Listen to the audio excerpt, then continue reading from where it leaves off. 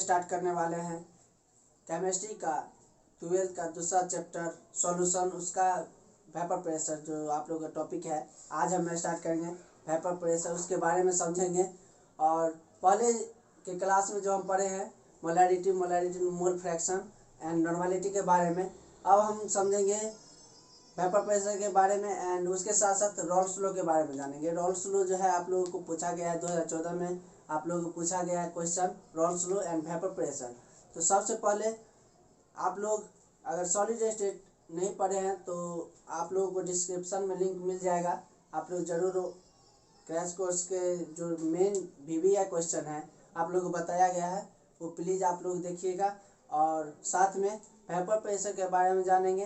Vapour pressure क्या होता है, वेपर प्रेशर जो आप लोगों का पूछा गया क्वेश्चन है वही आप लोगों के लिए। अगर आप नया हैं वीडियो पे तो प्लीज़ आप लोग सब्सक्राइब ज़रूर करें।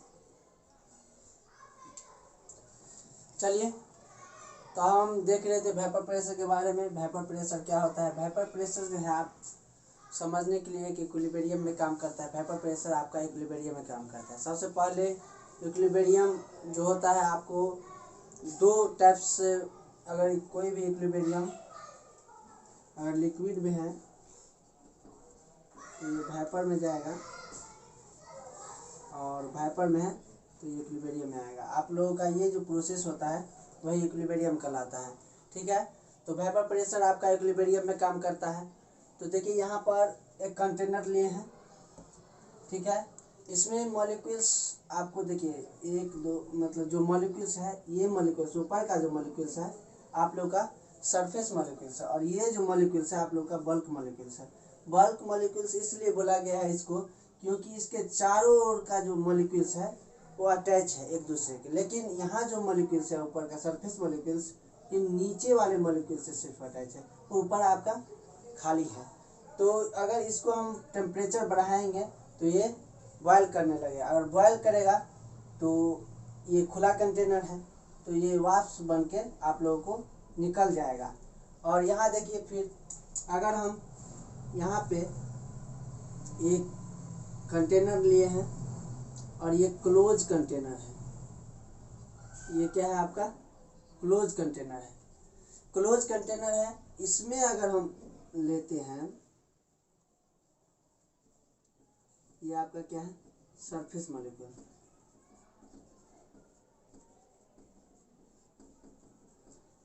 ये आपका सरफेस मॉलिक्यूल है, ठीक है।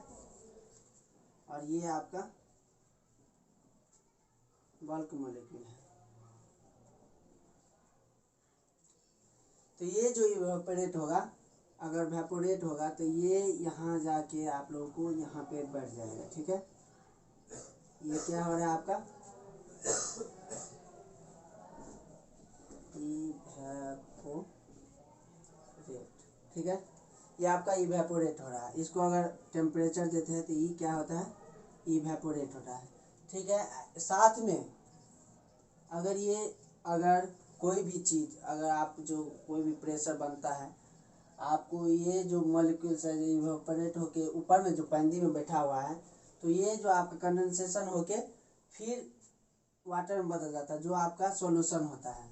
तो ये फिर नीचे आ जाता है, इसको क्या बोलेंगे कंडेंसेशन। तो वही दो प्रोसेस होता है। जब भी कोई क्लोज कंटेनर में हम इवेपोरेट कोई भी सॉल्यूशन को हम टेम्परेचर देते हैं, उसको गर्म करते हैं, तो ये अपना जो है इवेपोरेट एंड कंडेंसेशन दोनों मिलके आप लोगों का एक इक्विलिब्रियम फॉर्म करता है। लिक्विड से वेपर और वेपर से लिक्विड, ये आपका इक्विलिब्रियम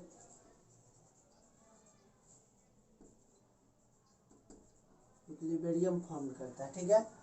तो ये जो आपका कुछ न कुछ, अगर ये जो पैंदी में सटा है, ये जो आपका टेम्परेचर करने के बाद जो निकला है, ये आपको कुछ न कुछ प्रेशर होगा इसका, तो यही प्रेशर आपको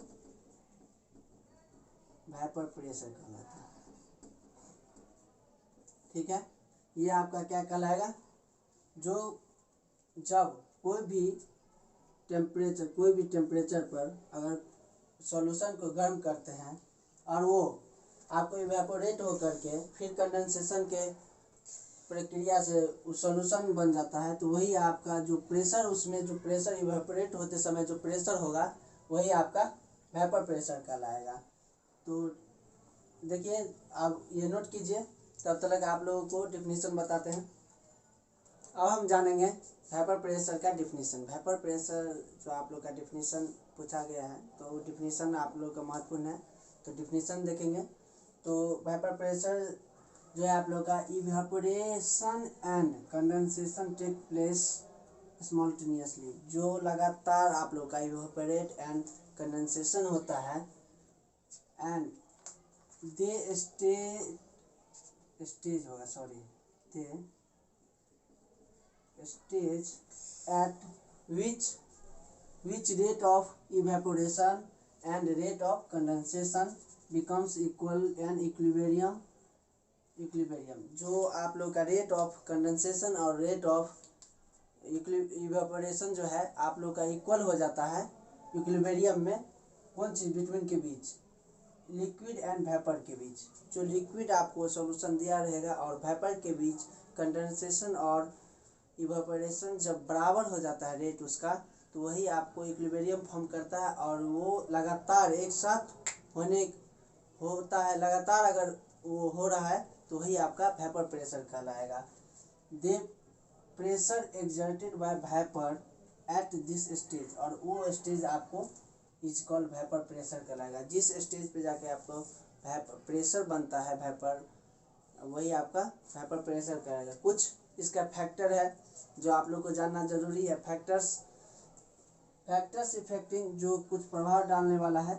तो फैक्टर्स के वेपर प्रेशर में जो फैक्टर्स होते हैं, टेम्परेचर आप लोग को डायरेक्टली प्रोपोर्शनल होता है वेपर प्रेशर का। जितना टेम्परेचर बढ़ाइएगा उतना आप लोग का वेपर प्रेशर बढ़ेगा। कोई भी कंटेनर में अगर ये आपका क्लोज है, इसमें अगर टेम्परेचर बढ़ा रहे हैं, तो इसका जो जितना टेम्परेचर बढ़ाइएगा उतना आपको इवेपोरेट ज़्यादा होगा।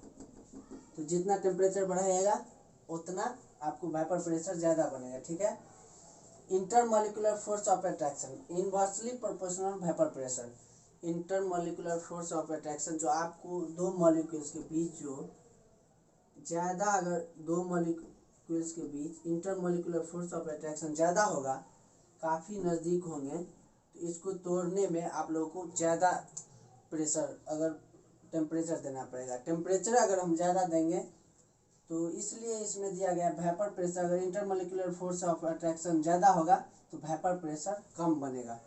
तो इन्वर्सली प्रोपोर्शनल होता है intermolecular force, inversely proportional vapour pressure का। और तीसरा जो है addition of volatile solute, directly proportional होता है वेपर प्रेशर का। तो फैक्टर इफेक्टिंग जान लिया हम वेपर प्रेशर का। अब हम जानेंगे सबसे महत्वपूर्ण जो रॉल्स लॉ, तो रॉल्स लॉ के बारे में हम जानेंगे। तो तब तक आप नोट कीजिए, और आगे हम रॉल्स लॉ के बारे में जानेंगे। हम लोग पढ़ेंगे रॉल्स लॉ के बारे में। रॉल्स लॉ दो टाइप से पढ़ेंगे, नॉन वोलेटाइल सॉल्यूट और वोलेटाइल सॉल्यूट। तो अब हम अभी जो हम पढ़ेंगे नॉन वोलेटाइल सॉल्यूट पढ़ेंगे, जिसमें आप लोगों का सॉल्वेंट जो एक सॉल्यूशन लेते हैं। देखिए पहले हम समझेंगे रॉल्स लॉ जो बताया था आप लोगों को नॉन वोलेटाइल सॉल्यूट में, कि जो आप एक सॉल्यूशन लेते हैं, ठीक है, एक सॉल्यूशन लेते हैं, उसमें वेपर प्रेशर ऑफ सॉल्वेंट, जो वेपर प्रेशर बनता है सॉल्वेंट का, ये बराबर होगा आप लोग का मोल फ्रैक्शन एंड जो pure vapour pressure of solvent होगा उसका बराबर होगा। तो देखिए देखते हैं रॉल्स लॉ के बारे में। तो यहाँ स्टेटमेंट जो आप लोग को दिया था, vapour pressure of solvent in solution is equal to, जो vapour pressure of solvent in solution का है, इज इक्वल टू होता है product of mole fraction of solvent, जो मोल फ्रैक्शन, जो प्रोडक्ट का मोल फ्रैक्शन है, and vapour pressure of pure solvent in solution.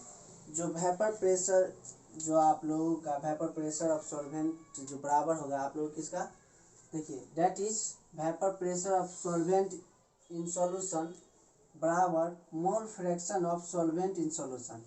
Mole fraction का सॉल्वेंट एंड गुने vapour pressure of pure solvent.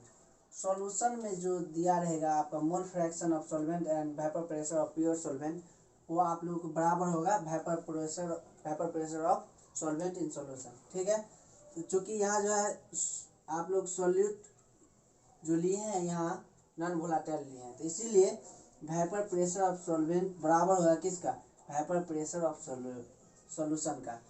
तो vapour pressure, तो इसीलिए वेपर प्रेशर क्या होगा आप लोगों का सॉल्वेंट का, तो वेपर प्रेशर बराबर होगा मोल fraction of solvent in solution and गुने वेपर प्रेशर ऑफ सॉल्यूशन। तो आप ये जाने, इसके बाद प्रूव करना है, तो ये नोट कीजिए। अब जो है यहाँ देखिए, यहाँ जो है लेट अगर हम मानते हैं पी एस बराबर vapour pressure of solution and P naught बराबर vapour pressure of solvent in pure state में, जो प्योर स्टेट में रहेगा, एंड x1 बराबर mole fraction of solvent in solution. तो आप लोगों का था क्या, वेपर प्रेशर ऑफ सॉल्यूशन बराबर mole fraction of solvent in solution गुने vapour pressure of solvent in solution.